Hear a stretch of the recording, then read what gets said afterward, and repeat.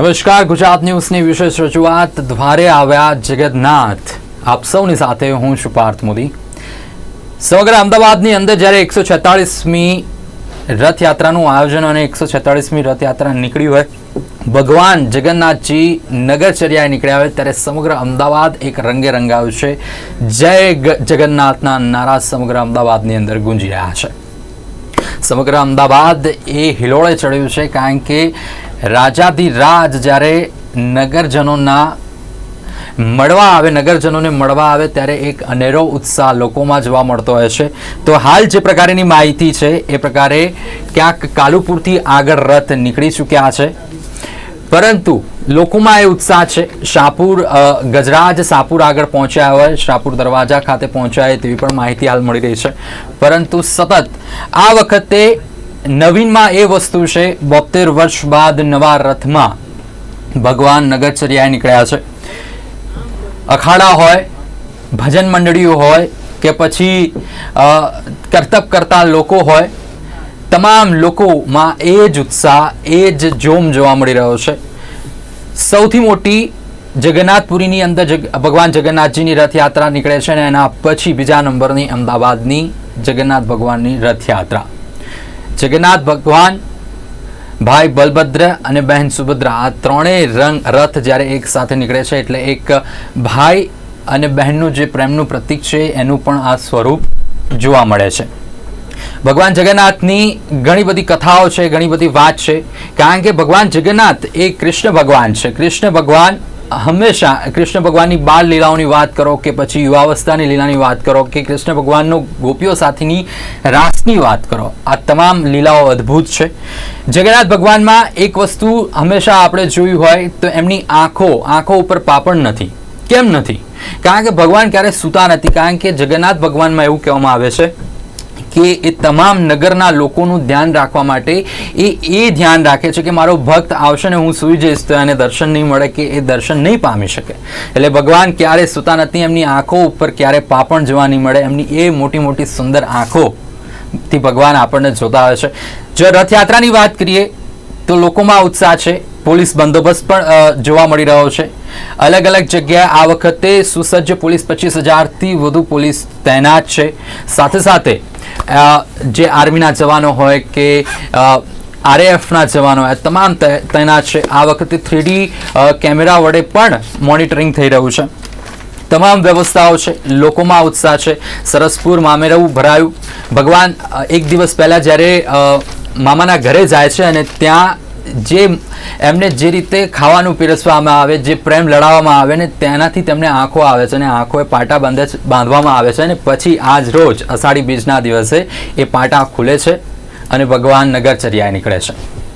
સાંજે નિજ મંદિર ખાતે પહોંચશે ભગવાન. પરંતુ આ તમામ વસ્તુઓ તો તમે સાંભળતા જશો, તમે જોતા હશો અને જે લોકો હાલ રથયાત્રાની અંદર છે એ લોકો પણ માનતા હશે.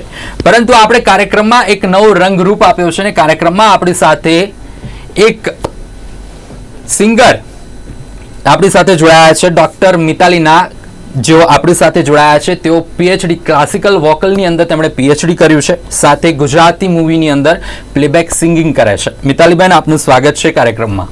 Thank you.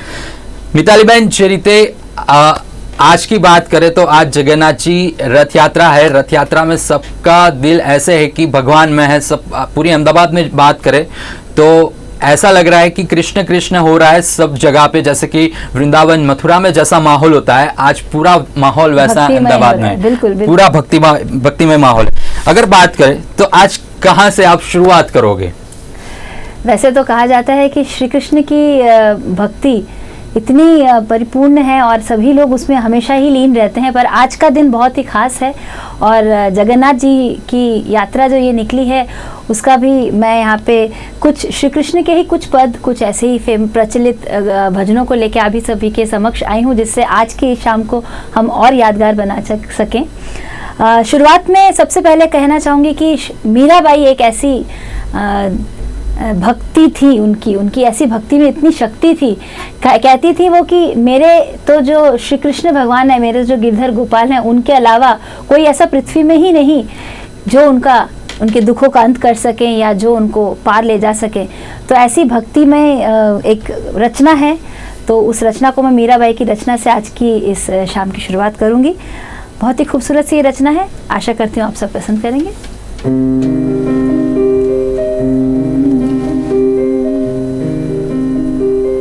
मेरे तो गिरधर गोपाल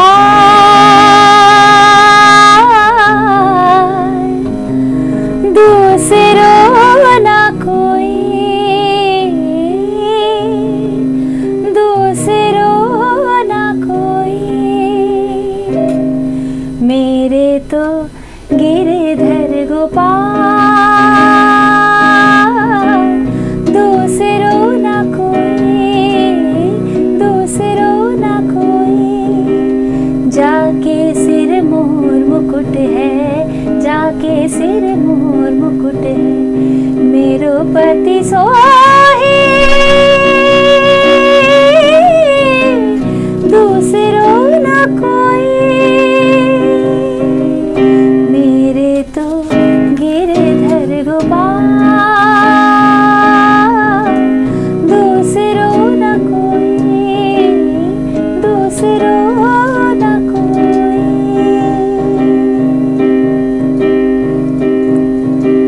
तात मात भ्रात बंधु अपनो ना कोई, तात मात भ्रात बंधु अपनो ना कोई। छाड़ी दे कुल की साड़ी, छाड़ी दे कुल की काड़ी, कहाँ करे कोई। मेरे तो गिरधर गोपाल दूसरो ना कोई, दूसरो ना कोई।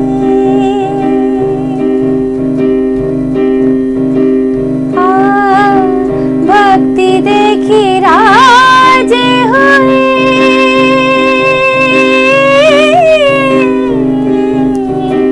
भक्ति देखी राजे हुए, जगत देखी रोई।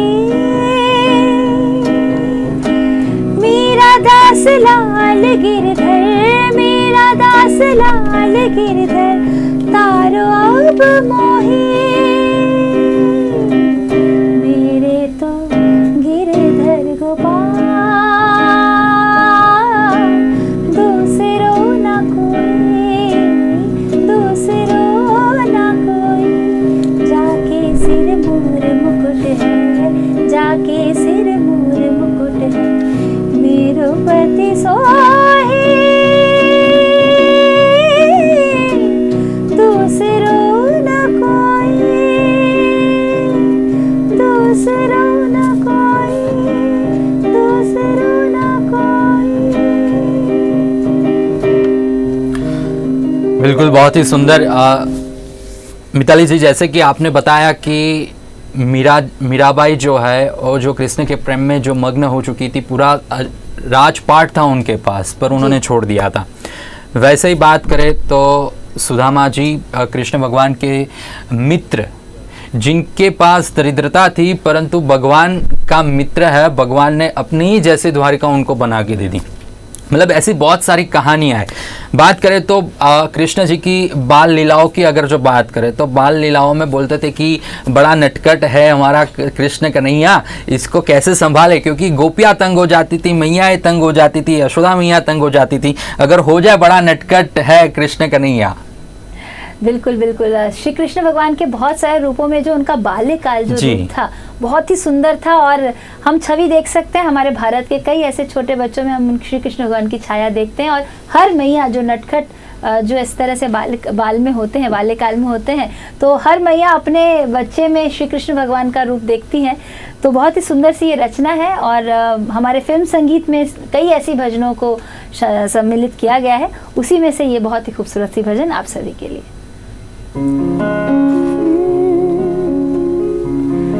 बड़ा नटखट है रे कृष्ण कन्हैया का करे यशोदा मैया। बड़ा नटखट है रे, बड़ा नटखट है रे कृष्ण कन्हैया का करे यशोदा मैया। बड़ा नटखट है रे, ढूंढे रे अखियाँ उसे चाहो, जाने कहाँ छिप गया नंद किशोर। ढूंढे रे अखियाँ उसे चाहो, जाने कहाँ छिप गया नंद किशोर। उड़ गया जैसे जैसे पुरवैया का करे यशोदा मैया। बड़ा नटखट है रे। माँ यशोदा मैया प्यार करते हुए अपने गले से लगाते हुए कहती हैं, आता है मैं गले से लगा लूं, लागे ना किसी की नजर मन में छुपा लूं। आता है मैं गले से लगा लूं, लागे ना किसी की नजर मन में छुपा लूं। धूप जगती है रे, ममता है छैया का करे यशोदा मैया। बड़ा नटखट है रे कृष्ण कन्हैया का करे यशोदा मैया। मैया रे कान्हा, हाँ, बड़ा नटखट है रे। बिल्कुल, क्या बात है। सच में बताया तो मिताली जी, आपके आवाज़ में एक माँ सरस्वती की अपने को झांकी मिलती है, क्योंकि इतना मधुर है। और जैसे कि कृष्ण की बात करें और कृष्ण का गीत सुनते हैं तो और भी ज़्यादा मधुरता उसमें आ जाती है। जैसे कि बात की कि आपने बोला कि कान्हा ऐसे थे कि बचपन में उनकी नटखट अदाएँ, उनकी बाल लीलाएँ जो थी वो बहुत ही प्रचलित थी, और बाल लीलाओं की वजह से सब लोग परेशान भी थे। परंतु सबसे ज़्यादा परेशान थी तो माँ यशोदा। उसकी बात करें तो कोई बोले कि तेरे कान्हा ने मेरे घर से माखन खा लिया, पर माँ मानने को तैयार नहीं है, क्योंकि भगवान का रूप ही ऐसा है कि यहाँ पे है, यहाँ पे उनका कोई सखा है तो वहाँ पे भगवान है। इतने रूप, इतनी लीलाएं, इतने चरित्रों उन्होंने दिखाए बचपन में कि क्या इनका वर्णन करने चाहे तो दिन हमें कम लगेंगे। बात करें यशोदा मैया की, यशोदा मैया के ऊपर एक अच्छा सा है तो वो अगर दर्शकों को मिल जाए। बिल्कुल बिल्कुल। यशोमती मैया जो थी वो बहुत ही परेशान थी श्री कृष्ण से। और पर एक बार की एक बहुत छोटी सी कहानी थी कि एक बार श्री कृष्ण उनसे पूछने आए कि श्री कृष्ण ने पूछा कि मैया मैं तो काला हूँ पर फिर भी सब मुझे बहुत पसंद करते हैं, पर राधा तो बहुत गोरी है, तो मैं क्यों काला हूँ और श्री कृष्ण जो मेरी राधा है वो क्यों गोरी है। तो अब यशोदा के पास तो इसका कोई आंसर नहीं था, कोई उत्तर नहीं था, तो एकदम से वो गा पड़ी कि यशोमती मैया।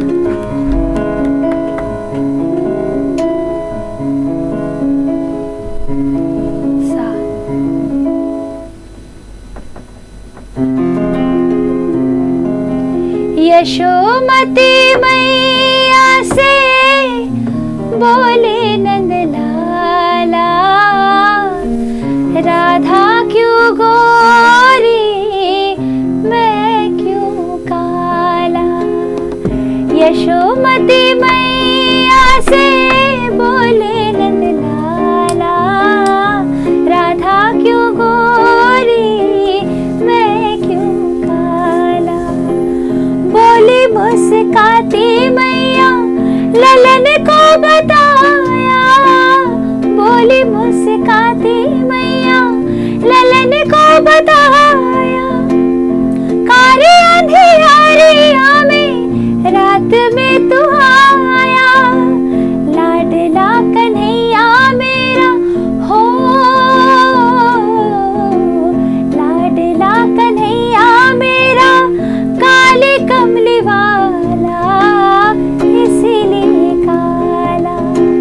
यशोमती मैया से बोले नंदलाला, राधा क्यों गोरी मैं क्यों काला।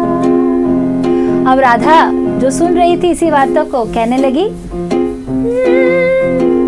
इतने में राधा प्यारी आई खिलाती, इतने में राधा प्यारी आई खिलाती। मैंने नहीं जादू डाला बोली बल खाती, मैंने नहीं जादू डाला बोली बल खाती। मैया कन्हैया तेरा हो, मैया कन्हैया तेरा जग से निराला इसीलिए काला। यशोमती मैया से बोले नंदलाला, राधा क्यों गोरी मैं क्यों काला, राधा क्यों गोरी मैं। क्या बात है, राधा क्यों गोरी मैं क्यों काला। मतलब ये जो वार्ता है ना, वो पूरी वार्ता की जो बात करें ना, कि हर घर में अगर बच्चा थोड़ा सा सांवला है ना तो माँ बोलती है कि ये तो मेरा कन्हैया है। सच में। દર્શક મિત્રો, આગળ તમને એક ન્યૂઝ આપી દઉં કે હાલ રથયાત્રા દિલ્હી ચકલા પાસે પહોંચી છે। ભગવાન જગન્નાથની 146મી રથયાત્રા અત્યારે અમદાવાદમાં અલગ અલગ જે આખો જે રૂટ છે એ રૂટ ઉપર નીકળી છે। તો હાલ દિલ્હી ચકલા પાસે રથયાત્રા પહોંચી છે। જે અખાડાઓ છે, અખાડાઓમાં એ ઉત્સાહ છે, લોકોમાં એ ઉત્સાહ છે। દિલ્હી ચકલા પાસે જે જનમેદની છે રથયાત્રા જોવા માટે લોકો પણ મોટી સંખ્યાની અંદર જોડાયા છે। સાથે સાથે એક થોડા દુઃખદ ન્યૂઝ પણ એવા મળ્યા આપણને, સમાચાર એવા પ્રાપ્ત થયા કે કડિયાનાકા દરિયાપુર જે વિસ્તાર છે ત્યાં મકાનની એક બાલ્કની, એક સ્લેબ તૂટ્યો ને જેમાં 8 લોકો ઇજાગ્રસ્ત થયા છે। તેમને તમામને સારવાર અર્થે હોસ્પિટલમાં પણ ખસેડવામાં આવ્યા છે। તો રથયાત્રા છે, રથયાત્રાનો માહોલ છે, રંગે ચંગે લોકો જોવા મળી રહ્યા છે। આગળ મિતાલી નાગ જોડે, ડૉક્ટર મિતાલી નાગ જોડે આપણે આગળ હજુ બીજી ઘણી રચનાઓ સાંભળીશું, પણ હાલ રોકાઈશું એક વિરામ માટે। આપ બન્યા રહો ગુજરાત ન્યૂઝ સાથે। स्वामी नयन पथगामी भवतु मे